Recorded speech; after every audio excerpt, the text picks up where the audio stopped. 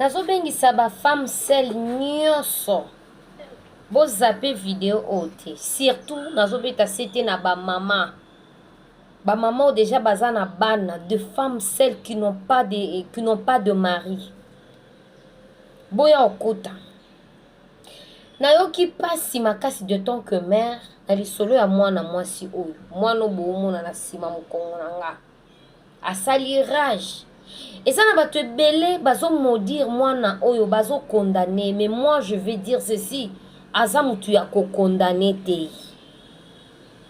ye moko alobi na video nemo nalandi abi je ne suis pas folle nalali nalamuki bona démarrer mama nanga na finga mama nanga c'est qu'il y a quelque chose qui s'était passé a relater vie ya mama na ye kazalaka ndumba bandumba oyo atangi pe kiri ya bandumba ya mama na ye alobi mama na ye ayaka poto na kindushi bino bato bozo condamner ka na loyenge boyebi réalité te il faut jamais condamner a relater nyonso sur sa mère alobi lorsque mama na ye azalaki recevoir sa kozala na volant ya mutuka kobula na nzoto na ye moko ye mwana na ye oyo jeune fille na ye oyo azalaki lokola saka me na ye isika nyonso mama na ye banda oke kosala kindushi na bakilian na ye la petite fillette elle était toujours là auprès de sa mère na babétise ya mama na ye nyonso et aujourd'hui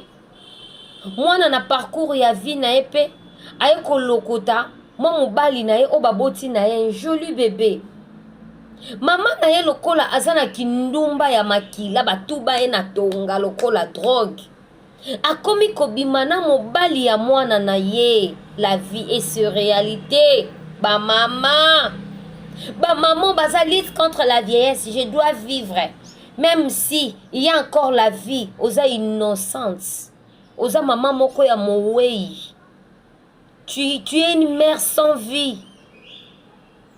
La petite fillette, elle a tout expliqué. Nini faire décraquer abi maman nangai abi marana papa mwana nanga ba bimara comme moi ça mobali ça fait une année ngana ye baraté. Il y a deux mères comme ça. Ba maman bongo baza ndumba otikala ndumba.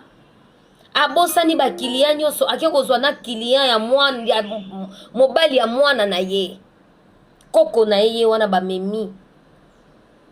La vie est sur réalité. Bah maman, lorsque nalobaka, même si tu vis seule, Dieu n'a jamais abandonné.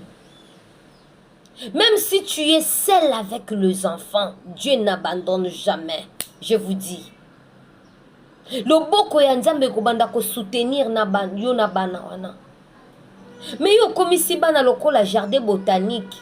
Soki André aye, buzo banyo sozo sala na André na misu ya mwana.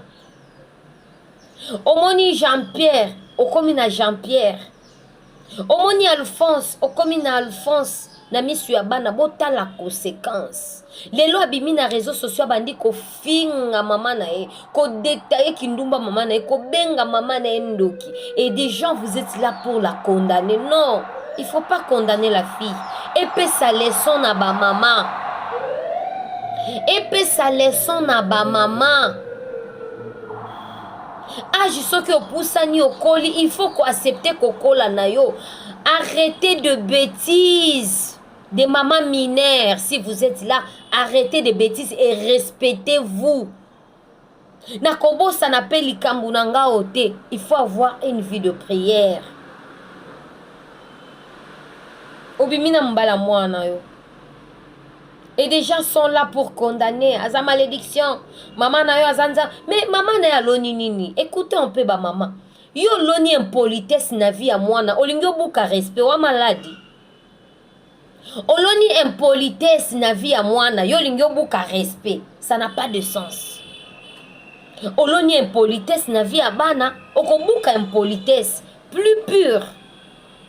Oloni kimuyibi, okobuka kimuyibi na via bana na yo ba obana na koyiba yo moko ba omoni so pass. Oloni kindumba na via bana na yo.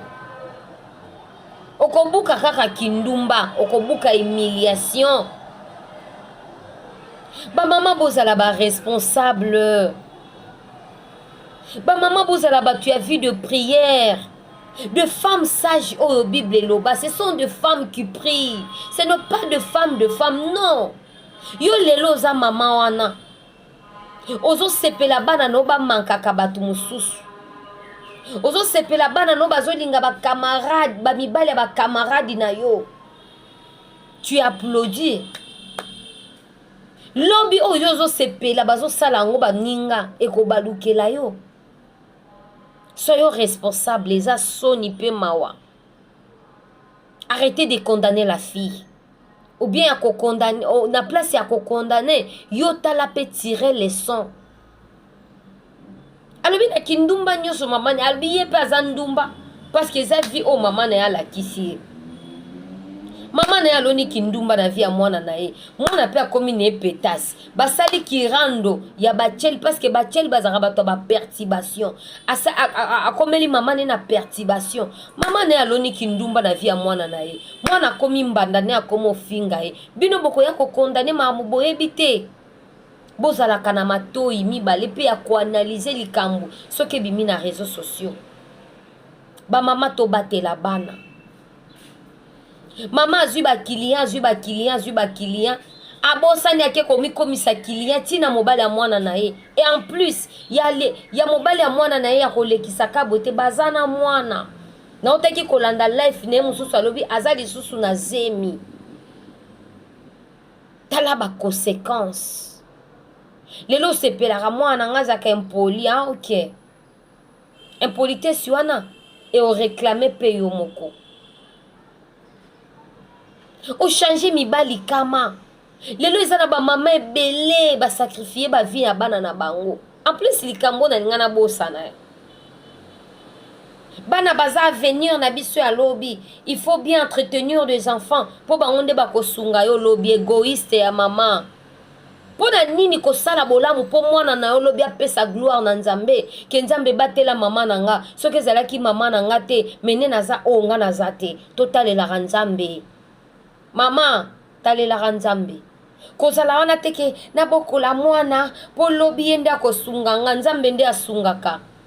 L'homme n'a rien pour soutenir l'homme. C'est le Saint-Esprit qui soutient. Abonnez-vous massivement. Botika égoïsme. Bo entretenir bana malamu. Po lobi bana babi melabino na réseaux sociaux bo ete po ba finga bino.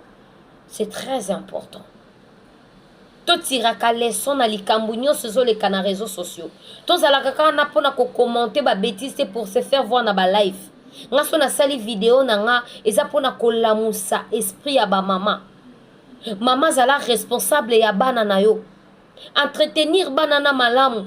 Lobi soki vi ya bana ne bongi ba kozongisa gloire epa Nzambe et toi tu seras béni. Mais soki oloni mabe na kati ya vi ya bana, lobi bana ba komi kolela eza malédiction pona mama. Abonnez-vous massivement. J'espère que Boyoki, Botika ko condamner la fille. Que Dieu vous bénisse.